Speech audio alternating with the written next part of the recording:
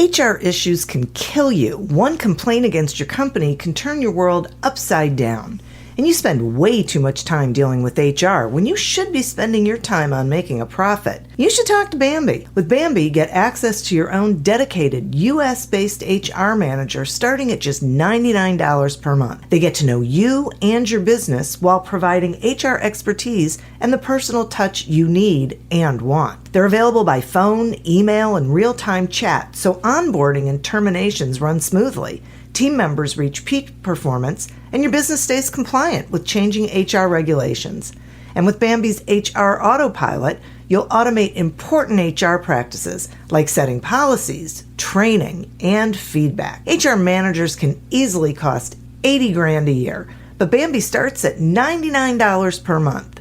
Schedule your free conversation today to see how much Bambi can take off your plate. Go to Bambi.com right now and type in Accelerate under podcast when you sign up. It'll really help the show. Spelled BAM, BEE.com.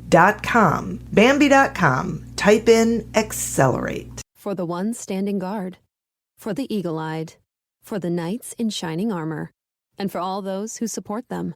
We are Grainger, your experienced safety partner, offering supplies and solutions for every industry, committed to helping keep your facilities safe and your people safer.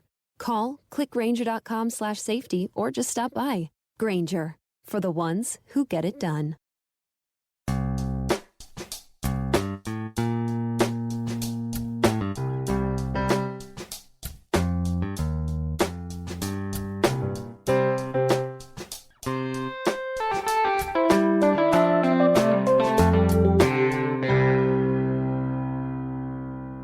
Welcome to Accelerate Your Business Growth with your host, Diane Helbig.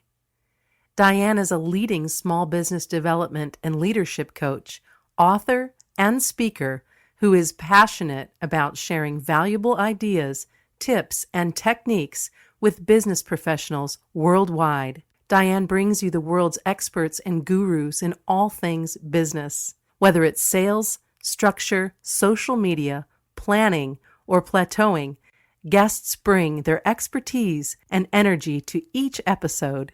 When growing your business is your focus, Accelerate Your Business Growth is the show to listen to. Got a topic or guest suggestion? Let Diane know. The goal is to make sure you have the information you need to move your business forward. Thanks for joining us. Settle in and enjoy. Hi, everybody. Thank you so much for joining me. Today's podcast is sponsored by Audible.com. Audible.com is a leading provider of spoken audio, entertainment, and information. Listen to audiobooks whenever and wherever you want. Get a free book when you sign up for a 30-day free trial at audibletrial.com/businessgrowth. Accelerate Your Business Growth podcast continues to gain recognition as a great resource for business leaders and aspiring entrepreneurs. This is really because of the guests. These are folks who join me to have a conversation where they share their expertise with all of you. And you get to take that expertise and take it into your business and do better things. Today, my guest is Ashley Micciche. Ashley is the CEO of True North Retirement Advisors, an independent financial advisory firm managing $230 million in client assets and located just outside of Portland, Oregon. It's a family business that she owns with her father. Ashley specializes in helping small business owners exit their business and retire with financial security by crafting and implementing a custom-designed exit plan. Thanks so much for joining me today, Ashley.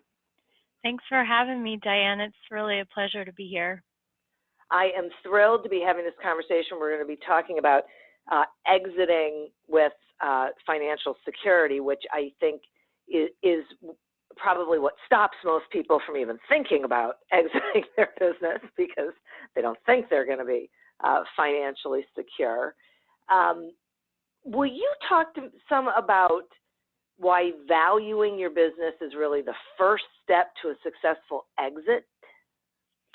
Yes, that's a great first question, Diane. So in the exit planning process that we take our clients through, the very first step is valuing your business. And that's very intentional. Actually, other exit planning advisors or people in this industry who also do exit planning may disagree with me on this, but I actually believe strongly that we have to take inventory of where we are right now. And it's kind of like when you value your business, it's kind of like putting in your current location on your GPS.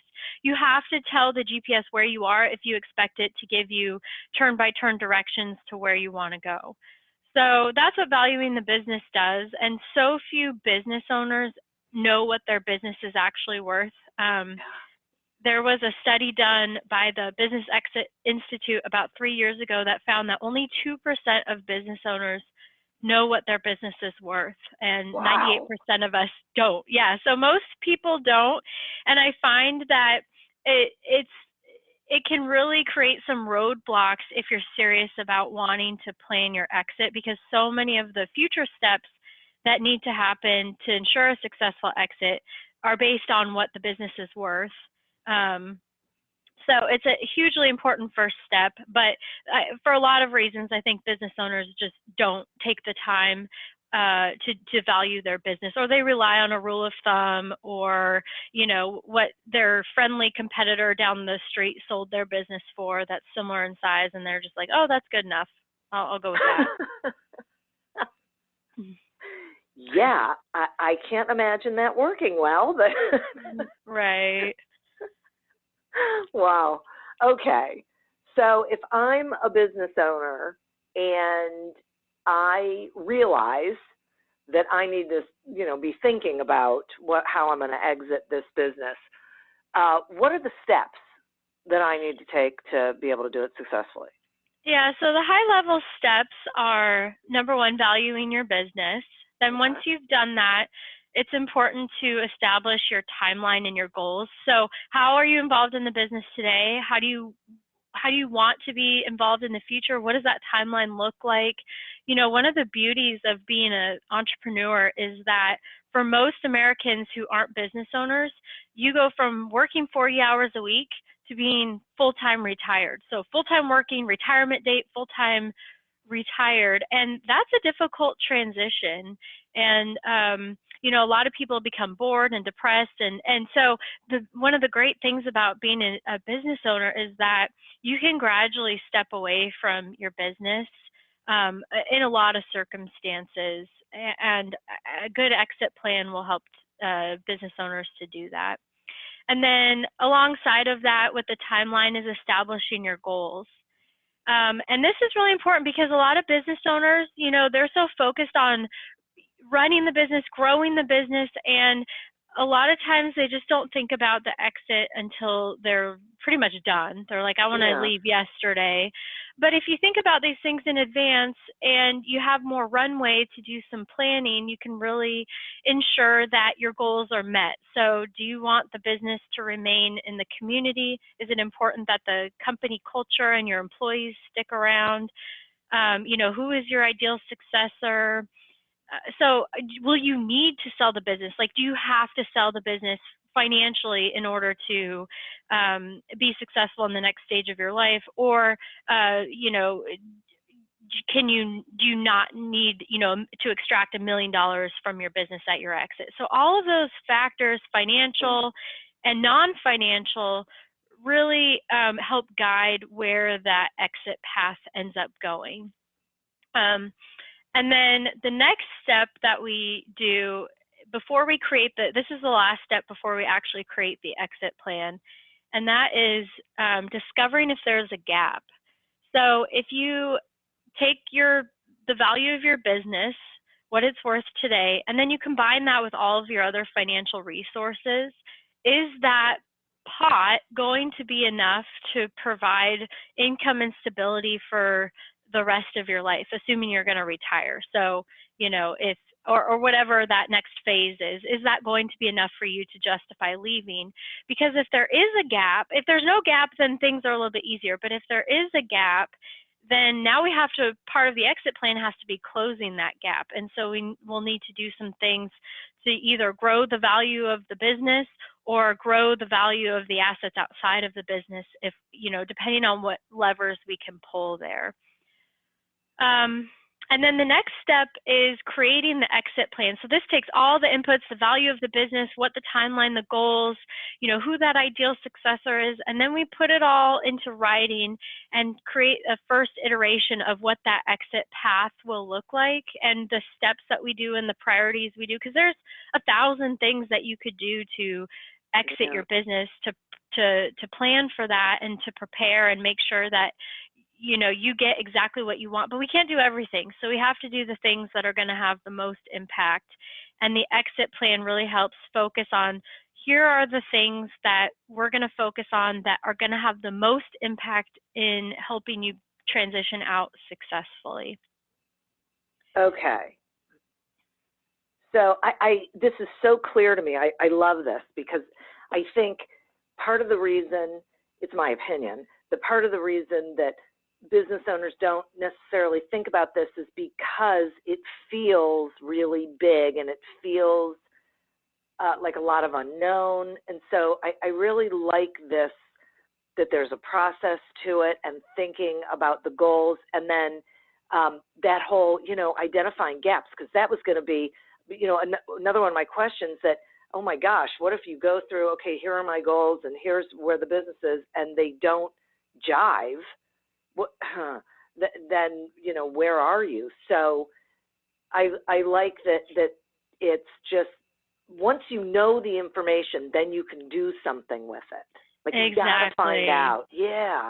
Yeah, see, a lot of business owners and people in general, I mean, this is kind of how we're wired as humans. We kind of bury our head in the sand and we don't want to think about it. But if you face your fear, or, actually face up to, okay, I need my business to be worth X and it's not worth X right now, at least I know how big that gap is, because now I can work on closing the gap. And without that knowledge, we're just kind of stuck and, throwing stuff against the wall and hoping that it sticks.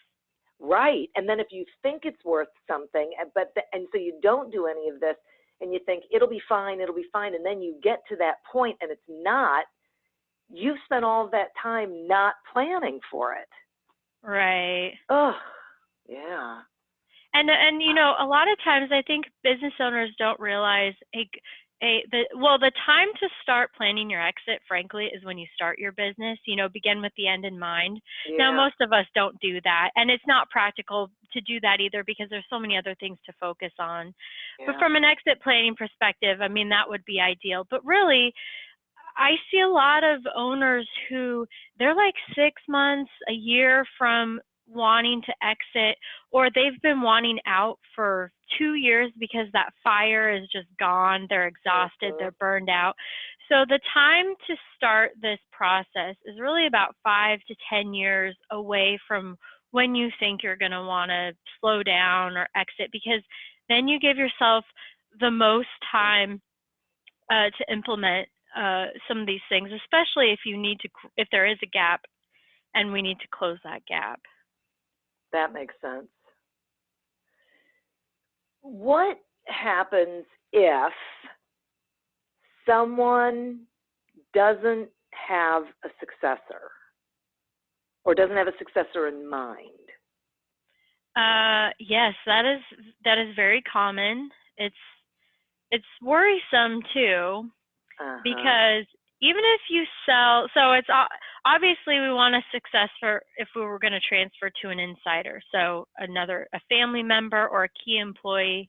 Most businesses, I just read the other day that like 2/3 of businesses are transferred to an insider.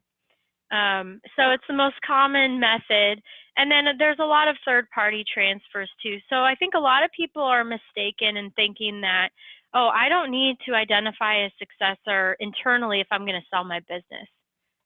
That's not important, but it is, because most of the time when somebody buys your business, they're going to want to see a management team or this continuity of the people in place to make sure that the business is going to continue to be successful.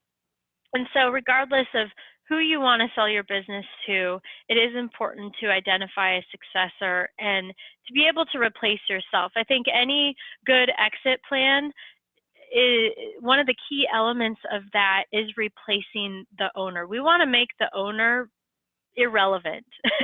And a good exit plan will do that. And that's hard for a lot of owners because the business is their baby. And sometimes, especially in a very small business or when there's just one owner, like the business is you. And so we have to replace you in order to help ensure a successful exit. And also, you know, from a continuity standpoint too, like I had a client, actually the catalyst for moving into exit planning. I came into exit planning through 401k consulting, which is what my first background and expertise was.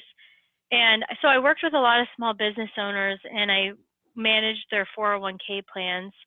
And I had, back in 2013, I was working with a business. There was about 50 people, and it was a third generation family business. And the owner suddenly died of a heart attack. Ooh. And he was only in his 50s. Wow. And then, and it was kind of interesting because I watched this from afar. And, you know, I wasn't involved. I had never had a conversation with him ever about exit planning. And so I never asked him these questions like, hey, what if something, what happens to your business if something happens to you?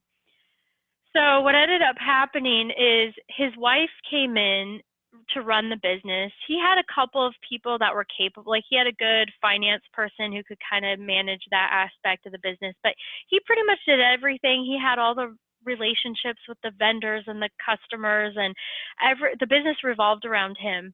And so his grieving wife came in to run the business. She had no experience either working in the business, no experience in the industry. I think she was like a retired school teacher. And she came in to try to, you know, save this business. And what ended up happening is they limped along for about 2 years before they sold the business. It was like a fire sale. I mean, they sold the business for so much less than what it was worth to a competitor on the East Coast who all they wanted was the actual, it was a manufacturing company. So all they wanted was this manufacturing product and the brand name. And so they eliminated all the office workers, and they kept the warehouse, and they kept, you know, some of the people in the manufacturing facility around. But I mean, the company was, you know, it was destroyed basically because of all of it. And if the owner had a succession plan, if he had a way, if he had planned for, you know, what happens if something happens to me? Will my business continue? Most owners don't want to see that happen to their business, to their employees, to their family. And it was just a very sad situation that could have been prevented. Yeah, no kidding. Ugh. Well, on the one hand, it's a good example of you know, I mean, it's bad, but it's a pretty stark, I guess I will say, example of what can happen. Yeah. It's yeah, boy. Ugh. So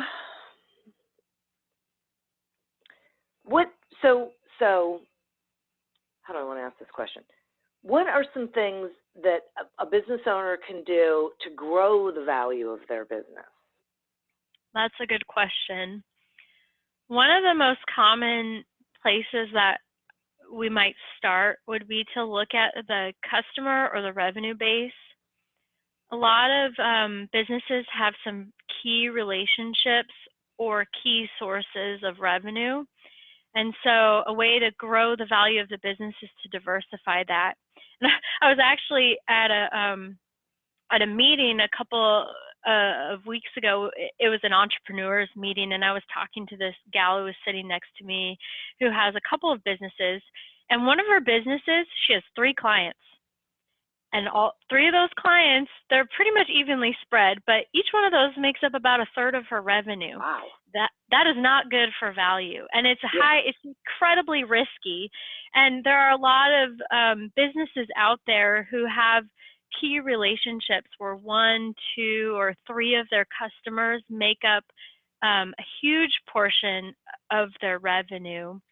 And I remember this was the case for American Express, who had like an exclusive card deal with Costco. And then Costco decided that they didn't renegotiate that contract. And it was a hit to American Express. So small businesses and big businesses alike are vulnerable to that. So even though, you have these few key relationships that you want to continue to nurture, it's very important that you go out and diversify that. One of the examples that I use all the time that I think also applies to a variety of businesses is I use a dental practice a lot when I give talks and I talk about, how to grow the value of your business, because most people understand how a dental practice works. It's a fairly straightforward business model, but dental practices that are dependent on insurance reimbursements, those types of practices are going to be less attractive from a valuation standpoint than fee for service, where you have more cash paying clientele. So one of the things that a dental practice could do, or any business, is how do I incentivize, more of my patients to pay in cash, or how do I diversify my revenue base so I'm not just relying on one type of revenue, but I have different sources coming in, and diversifying either your customer or your revenue base is one of those areas where it takes some time sometimes, but it really can help drive the value higher if you're able to do that, because the risk is less, and it's going to be much more attractive to both an insider, but especially a third party as well, if they see a diversified revenue base. That makes a ton of sense to me. That and having a deeper foundation of clients, so you're not, counting on a few to be all of your revenue. That I wouldn't have. It's interesting. I wouldn't have thought that a dental practice wouldn't be as valuable, because of insurance payment. Which points out that I think there are so many things we don't know about what makes a business valuable or what decreases its value, that we really need to be doing the exercise, because we think it's valuable, but that doesn't mean someone else is going to. Well, and most small business owners are, they're experts they go to school for engineering or dentistry or, and they don't go to school. They might take a couple of classes, basics on, but there's only so much you can address in that. So it's important to, and that's why, a lot of business owners who understand the value of outside advice, whether that's an attorney, a CPA, or an exit planning advisor like myself, those people who are good are worth their weight in gold, because they can stop you from, stepping on a bunch of landmines over the life of your business. Right. So, I always cry a little bit when we write checks to our attorney, but in the back of my mind, I know that it's worth every penny. They keep you out of jail. That's all I'm saying. Well, when we started True North, I remember there was a lot of legal things that we needed to set up right away. So, I was writing big checks, and we didn't even have any revenue coming in the door. And so it was just like, why? But, it's crucial. You need those people. And a good one is worth their weight in gold, especially one that could either save you a bunch of money or turn you on to something that you wouldn't have ever thought of on your own. So yeah, for sure. I think that is huge. I'm going to take a quick sponsor break, and then I have some more questions for Gail. Accelerate Your Business Growth podcast is happy to be sponsored by Audible.com. Audible.com is a leading provider of spoken digital audio entertainment and information. They have over 150,000 titles to choose from, and you can listen to them on any device, including whatever you're hearing us on right now. And if you sign up at our link, which is audibletrial.com/businessgrowth, you get one free audiobook and a 1-month trial of the service. Some examples of books you can listen to on audible.com are The Power of Positive Coaching by Lee Kalan and Leading Loyalty by Lena Renee. So visit audibletrial.com/businessgrowth, explore the books that are of interest to you, and receive one free audiobook when you sign up for the trial. Today we're speaking with Ashley Micciche about exiting your business with financial security. So one of the things that I would really like to talk about here is family and the family dynamic and why it seems to be, I mean, it's sort of like an issue when you're running your business, you know, if it's a family business, but can really be an issue when you're preparing to exit your business. And I'm curious about why that is and what business owners can do to mitigate some of that. That's a great question, Diane. So one of the questions I always ask when we're in that second step of establishing the timeline and the goals is, are there family considerations? And that is a trick question because there are always family considerations, and there's a lot of landmines to avoid if you want your kids and your spouse to keep talking to you after you exit your business. So, and there's a lot of, so every family business is different. Family businesses are very common. Very few of them, I think like 3% or something, last to the third generation. So, you know, and especially when it's a family business, that legacy and it's just, you know, it's so much a part, the business is usually a big part of that family culture as well. And so it's especially sad if, you know, the business ends up failing at some point in a family situation. But it does happen, and it happens quite a bit. So there's a couple of things that, well, there's a couple of major considerations.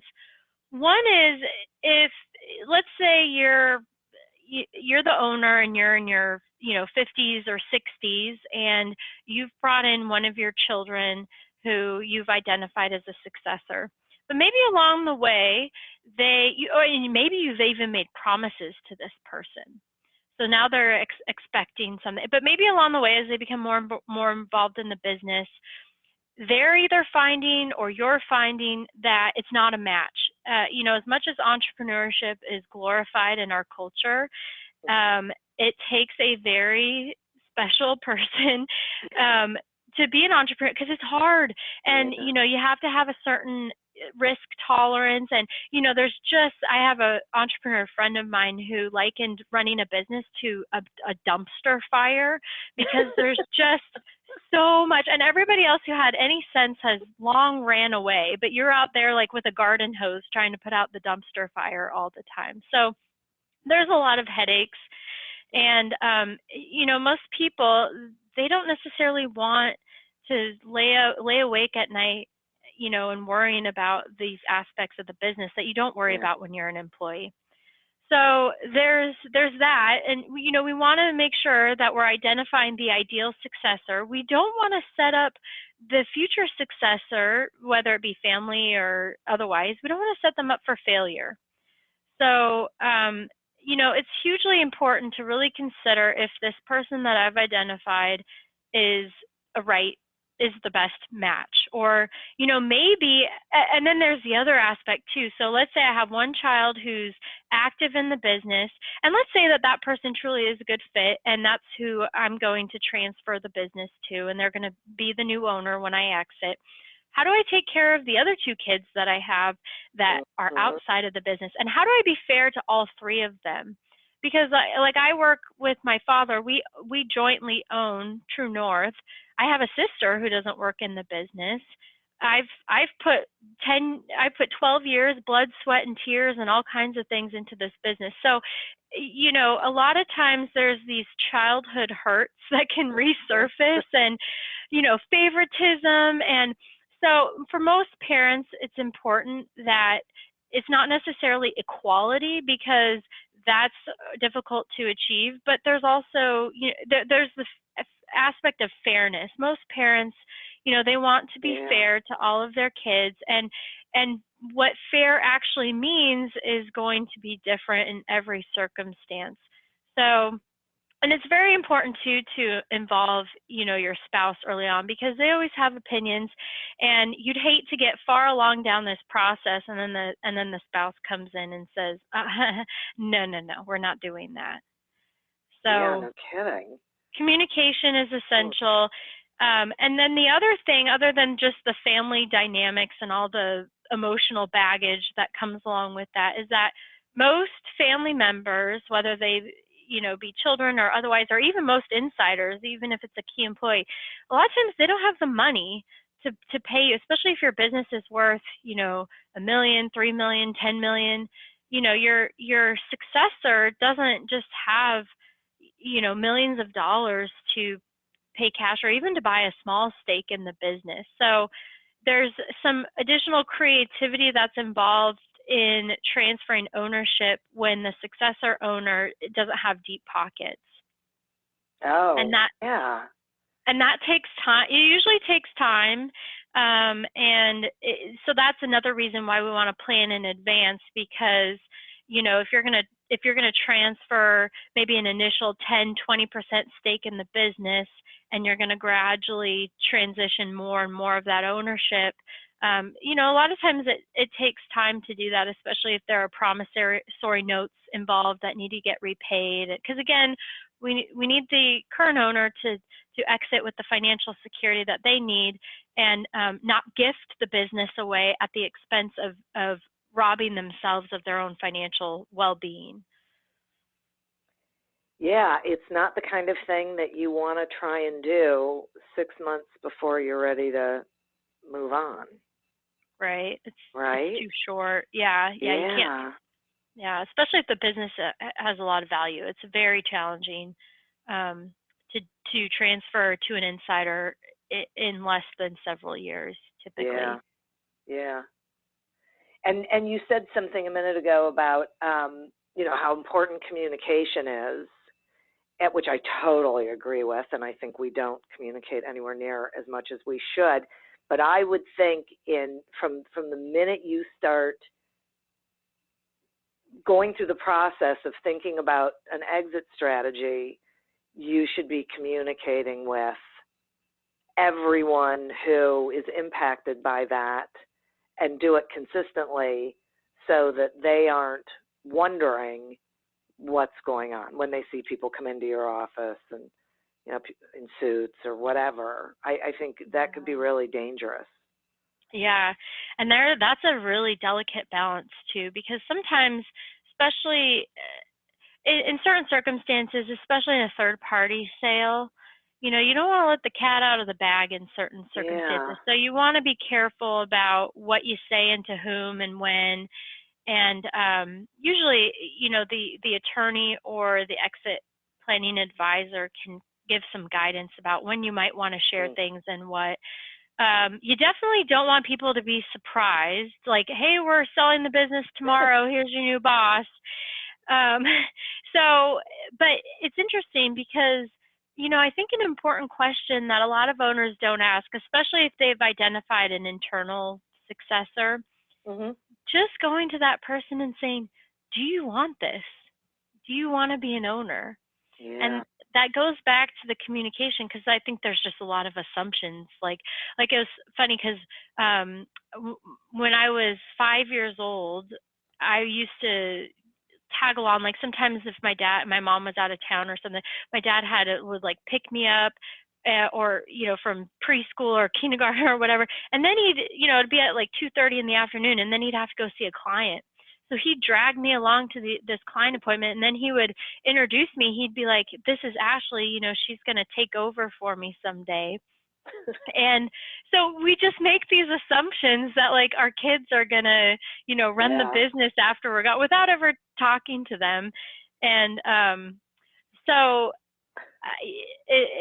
family dynamics are just always especially when there's money involved. And as anybody who has ever dealt with an estate or an inheritance or fighting among family members and siblings, it happens so frequently, and some really ugly things can happen. So we want to avoid that as much as possible. And communication is the way to do it. Although most families, we're not perfect, so it can't be mitigated altogether. But in a fairly if the family's not completely dysfunctional, there's a shot. So, It's so true. And one of the things I was thinking when you were talking is that part of the reason why you have to be careful about how you go about it is because you don't want to, like, forgetting the family for a minute and just talking about the employees, you don't want to lose good employees because they start getting nervous and they don't know what's going on, because I would think that would have a negative impact on the value of the business. Oh, absolutely. If you lose your key people, whether that's one person or, a handful of people, in the later stages, like let's say you're selling to a third party and you're pretty far along on that process, part of what's negotiated are the terms and, who's going to stick around and all this stuff. So if you lose your key people 2 months before this closes, guess what's going to happen? Yeah. They're going to say, no, we're not going to pay you this anymore. We're going to require all these other, handcuffs or restrictions or things like that. So it can really derail an exit plan if your key people leave, no matter who you're selling to. Yeah. And yeah, it happens a lot because there is a lot of uncertainty, but there are also ways to mitigate that. So one of the more common methods is what's called a stay bonus plan. And so you pay your key people, maybe as much as 100% in terms of a bonus of their annual salary, just to stay on for 12 to 18 months past the close date of the sale of the business. Oh, really? I've never heard of that. Oh, that's great. And you can do that with other things too. So like if it's good for continuity planning. So if the owner dies or something, you can go to your employees and say, look, we have a plan in place in case something happens to me. Here's what's going to happen. We want to make sure that the business survives.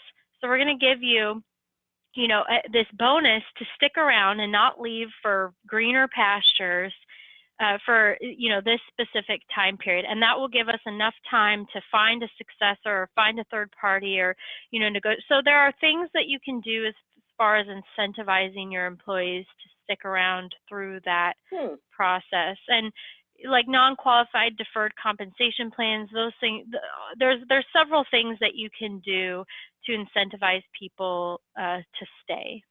That's great.